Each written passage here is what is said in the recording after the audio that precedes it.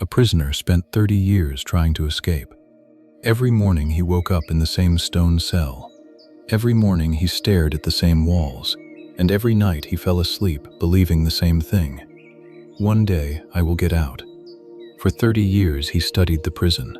He measured the walls, counted the guards, memorized patrol routes, examined the bars, tested the windows.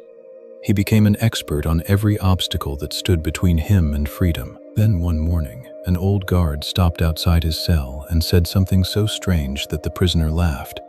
"The door isn't locked." The prisoner stared at him, then laughed again, not because it was funny, because it was ridiculous. If the door wasn't locked, why had he spent 30 years trapped inside? The old guard looked at him carefully, then asked a question. "Have you ever tried the handle?" The prisoner opened his mouth, then closed it, because suddenly he wasn't sure. He remembered studying the walls. He remembered watching the guards. He remembered planning escapes. He remembered dreaming about freedom. But he could not remember trying the handle, not once. The old guard walked away, and for the first time in 30 years, the prisoner stopped staring at the walls and started thinking about the door. The thought followed him all day. It followed him through dinner. It followed him into sleep. The next morning it was still there, like a stone in his shoe. Have I ever tried the handle?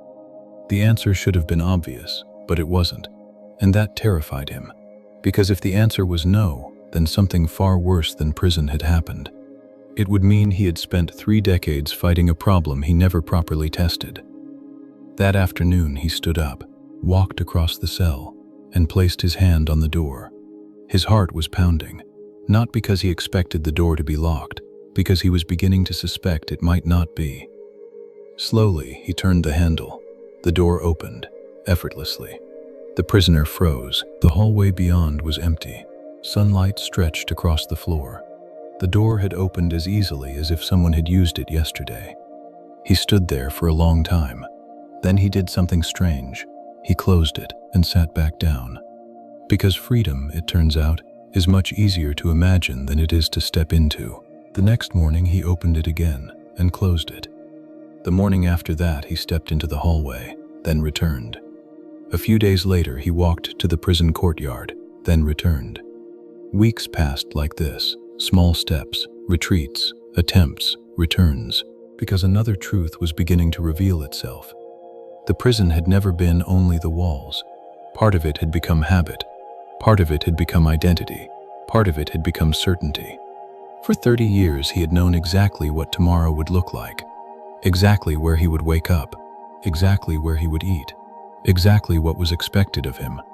The prison had become miserable, but it had also become familiar, and familiar things are surprisingly difficult to leave, even when they hurt us, especially when they hurt us. One afternoon he sat beside the old guard. "Why didn't anyone tell me?" he asked. The old man smiled. "We did." The prisoner frowned. "What do you mean?" The guard leaned back. "Every prisoner is told when they arrive." The prisoner stared. "No." The guard nodded. "Yes." Then he said something the prisoner would never forget. "The problem is that people hear what confirms their fear and ignore what challenges it." The prisoner was quiet. "When you arrived," the guard continued, "you were terrified, angry, certain that your life was over. You heard the word prison and stopped listening to everything after it." The prisoner searched his memory, and for the first time he realized something. He remembered the day he arrived, the fear, the panic, the rage, but he remembered almost nothing that anyone had actually said. The guard stood, then pointed toward the open courtyard. "Most cages are not made of iron." Then he walked away.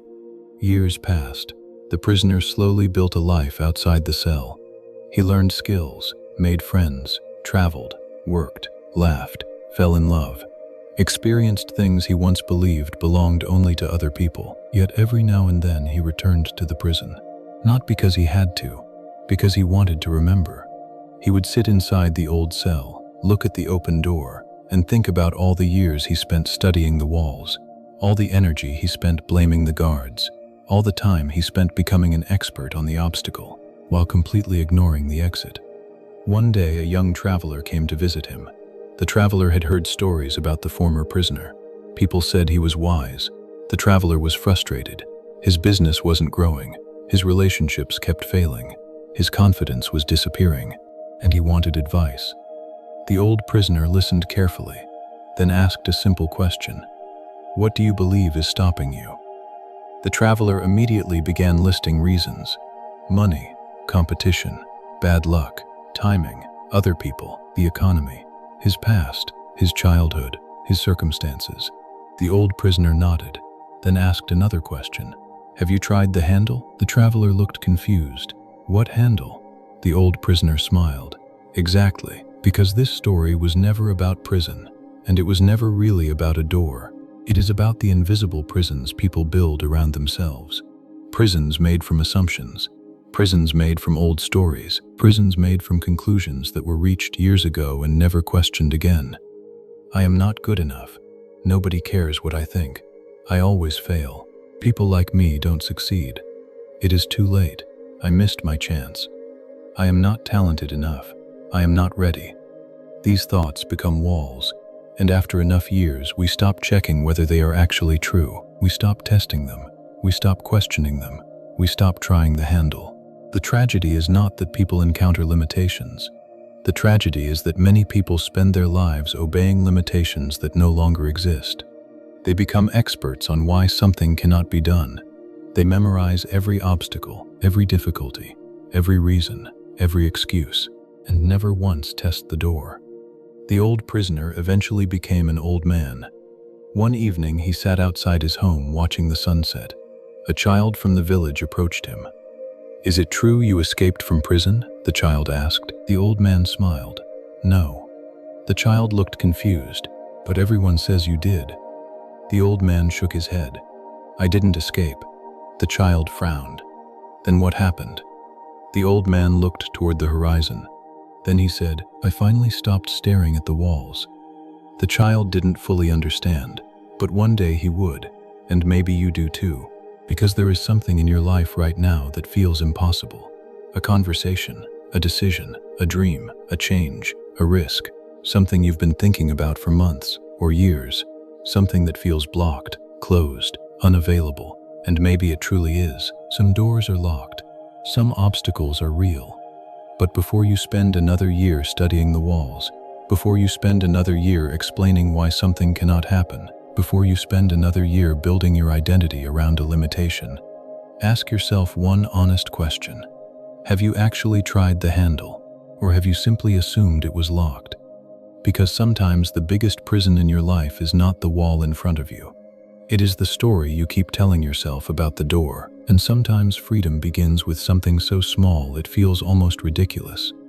A hand reaching forward, turning the handle, and discovering it was never locked at all.